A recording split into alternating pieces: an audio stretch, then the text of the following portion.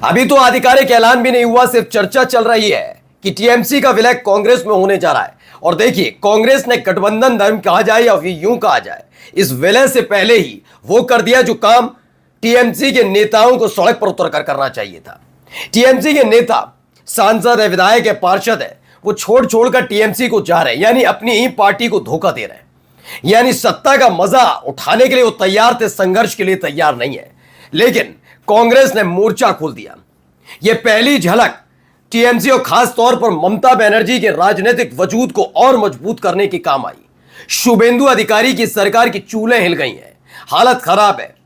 9 तारीख को, यानी कि जब उन्होंने शपथ ली थी, तब से लेकर अब तक बहुत निश्चिंत नजर आ रहे शुभेंदु अधिकारी, इसलिए कि उनको पूरा भरोसा था ईडी, सीबीआई, इनकम टैक्स, पश्चिम बंगाल की जांच एजेंसियां और पुलिस के दम पर सांसद, विधायक और पार्षदों को आराम से तोड़ा जा रहा है। वो टूट कर भी आ रहे हैं, बस एक से कहो 4 तैयार रहते हैं। उनको मालूम है कि अगर वो जा रहा है तो साथ में चले जाओ, वरना दिक्कत हमें हो जाएगी। लेकिन जब से कांग्रेस के साथ विलय की खबर आई है, मैंने कहा था ना आपसे, जैसे ही विलय की खबर आई है, कई और नेताओं ने छोड़ने की सोच रखी थी, लेकिन वो बैकफुट पर आ गए।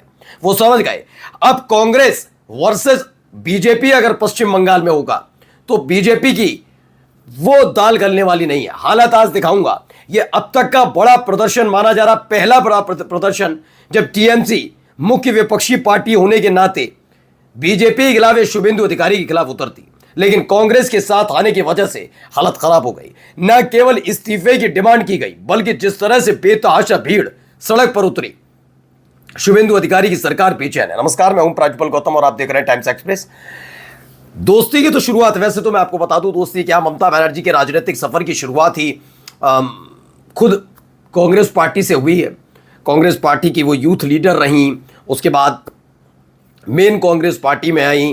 वो बात अलग है कि विभेद और तमाम चीज़ें चलती हैं, महत्वाकांक्षाएं भी होती हैं, और उसके ज़रिए उन्होंने कांग्रेस पार्टी को अलविदा कहा था। और उसके बाद उन्होंने अपनी पार्टी यानी तृणमूल कांग्रेस बनाई थी, जो एनडीए का हिस्सा भी रही उस वक्त, अटल अडवाणी के वक्त वाली, और तमाम जगह होते हुए मतलब फिर उन्होंने अपना स्थापित किया। जब से मोदी सरकार आई तब से वो नाराज भी नजर आई, बहुत सारी चीज़ें घटनाक्रम घट गया। अब आपको हमने अभी हाल में दिखाया था हालत क्या है। हालत भैया ये चल रही है कि टीएमसी के सामने सिर्फ ऑफर रखा गया था, लेकिन ममता बनर्जी ये समझ गई कि ये सही वक्त है जब विलय कर लिया जाए, वरना टीएमसी की हालत और ज़्यादा खराब हो सकती है। वो इस पर विचार कर ही रही थी और खबर निकल कर आ रही थी। कई और नेताओं ने छोड़ने की सोच रखी थी, लेकिन इस सब के बीच वो बैकफुट पर नजर आ रहे हैं।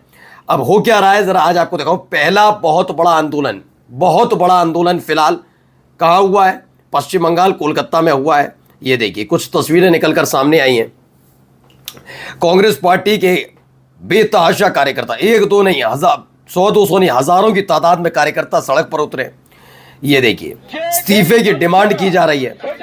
जैसे ही पश्चिम बंगाल, खासकर कोलकाता की सड़क पर उतरे, क्योंकि इससे पहले जब ममता बनर्जी ने किया था, आपको याद होगा कि 2 जून को जब वो अपने कार्यकर्ताओं के साथ आई थी, तो कार्यकर्ता तो नजर आए, लेकिन उनकी पार्टी के विधायक, उनकी पार्टी के सांसदों ने तब तक तय कर लिया था कि ममता बनर्जी के इस प्रदर्शन से दूरी बनाकर रखेंगे, क्योंकि उनको पता है कि आज अगर हम प्रदर्शन में शामिल होते हैं तो कल दूसरे दिन ईडी, सीबीआई, इनकम टैक्स की कोई भी टीम आकर खड़ी हो जाएगी। नहीं होगी तो जांच एजेंसियां पश्चिम बंगाल की खड़ी हो जाएंगी, नहीं हुआ तो पुलिस वाले खड़े हो जाएंगे, इसलिए वो नहीं आए। लेकिन कांग्रेस पार्टी ने अपनी तरफ से जो एक प्रस्ताव रखा, उसके फौरन बाद अपनी दोस्ती का मौजूदा सबूत दिया है। जो काम टीएमसी को करना चाहिए, उनके सांसद, उनके विधायकों को करना चाहिए, वो ममता बनर्जी को अकेला छोड़कर गए, वो कांग्रेस के कार्यकर्ता कर रहे हैं। देखिए, ये सब कांग्रेस के नेता वहां पर एकजुट होते हुए नजर आए। इसमें जो दावा किया जा रहा है, वेस्ट बंगाल प्रदेश की कांग्रेस कमेटी के जो लोग हैं, लोक भवन कैंपेन अगेंस्ट द क्रैकडाउन, इसमें हॉकर्स को लेकर है, रेजिग्नेशन की डिमांड की जा रही है, बहुत सारी चीज़ों की डिमांड की जा रही है कि एक एक करके इस तरीके से। अब देखिए, यहां पर भी कुछ और तस्वीरें निकलकर सामने, पुतले फूंके गए, बैरिकेटिंग तोड़ दी गई। यहाँ बैरिकेटिंग लगाई गई थी शुभेंदु अधिकारी की पुलिस की तरफ से, लेकिन अब देखिए उसके खिलाफ भी देखिए सारे के सारे कांग्रेस के कार्यकर्ता, नेता उतरे हैं। इसमें अलग अलग मुद्दों के साथ है, केवल एक मुद्दे पर प्रदर्शन नहीं हो रहा।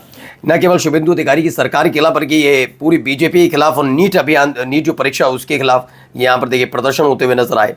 ये भूपेंद्र यादव नजर आएंगे, धर्मेंद्र प्रधान है, नरेंद्र मोदी साहब उनका पुतला लेकर गए, और ये तमाम चीज़ें वहाँ रसाकसी चल रही है। मैं फिर कह रहा हूँ, जो काम शुभेंदु टीएमसी को करना चाहिए था, वो काम इस वक्त कांग्रेस पार्टी कर रही है।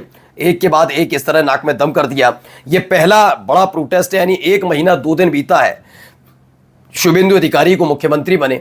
और मैं फिर बता रहा हूं, शुभेंदु अधिकारी के मुख्यमंत्री बने 1 महीना 2 दिन बीता, लेकिन इस वक्त वो बहुत निश्चिंत नजर आ रहे थे।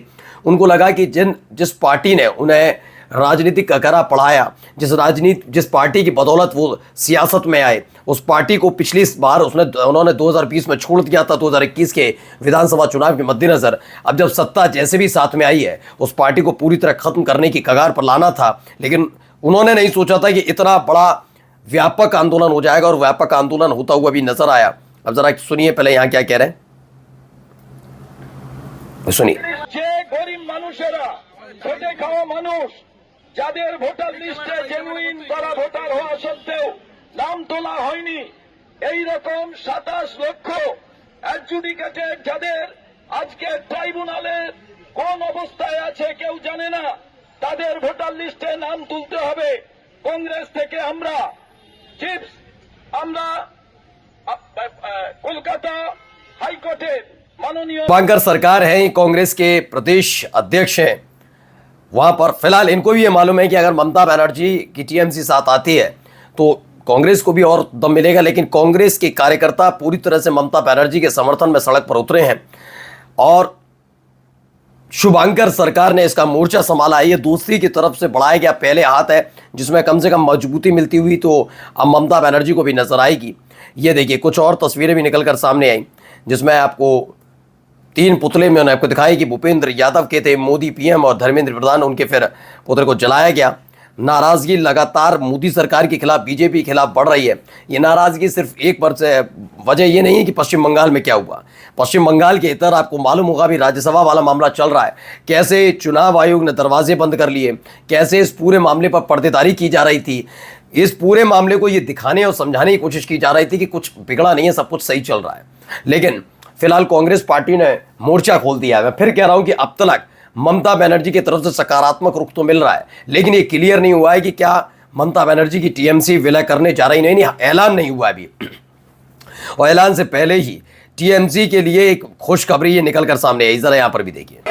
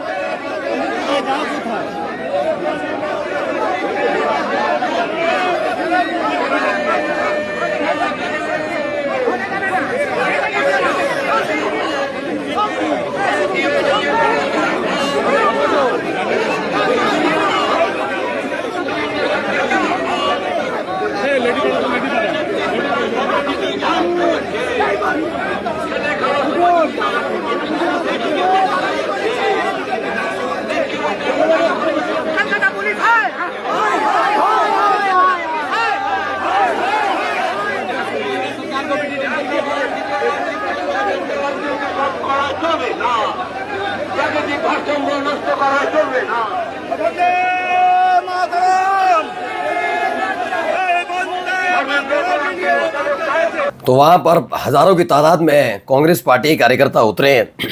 ये लाल बाजार सेंट्रल लॉकअप इलाका है, मैं ले गए थे वहां पर, उन्हें हिरासत में लिया गया। और ये पहला प्रदर्शन जिससे रूबरू होना पड़ा है शुभेंदु अधिकारी की सरकार को। आगे और भी मुसीबत आएगी। मुसीबत इसलिए क्योंकि अब टीएमसी और अगर कांग्रेस एक साथ आते हैं तो इस संगठन और मजबूत होगा। नमस्कार।